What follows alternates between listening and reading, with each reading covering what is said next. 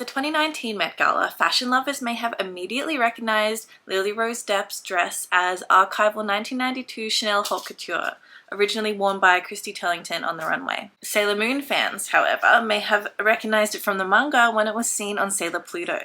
If you're new here, hi, I'm Emily, and I run Natsukaishi Retro, a vintage toy store with the goal to connect you with that warm, fuzzy, nostalgic feeling from your childhood. And before we move on, I just want to say I know that the girlies aren't wearing necklaces anymore, but I just think that this look looks so much better with that chunky, thick gold necklace. Anyway, this was not the only time that designer fashion was seen in the Sailor Moon series. Creator Naoko Takeuchi often referenced designer fashion, especially designers like Dior, Mugler, Chanel, and YSL.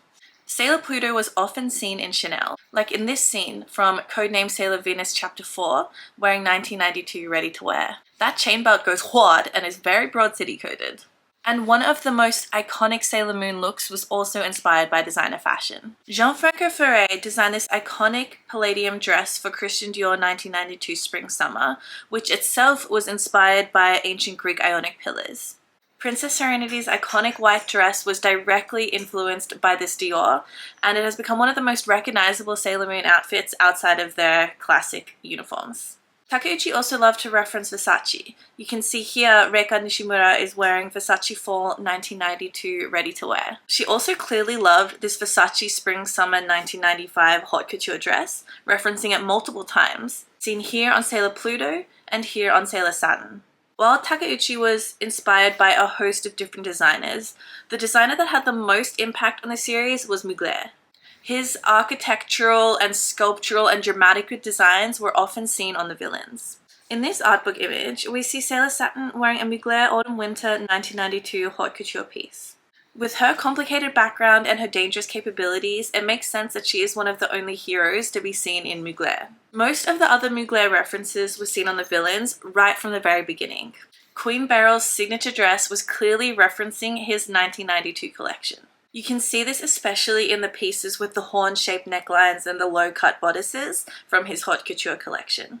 These dresses are so sexy, so sculptural, but so regal, so I think perfect for Queen Beryl. Spexter's sister Cohen is another villain whose style is directly influenced by Mugler, even down to the hairstyle.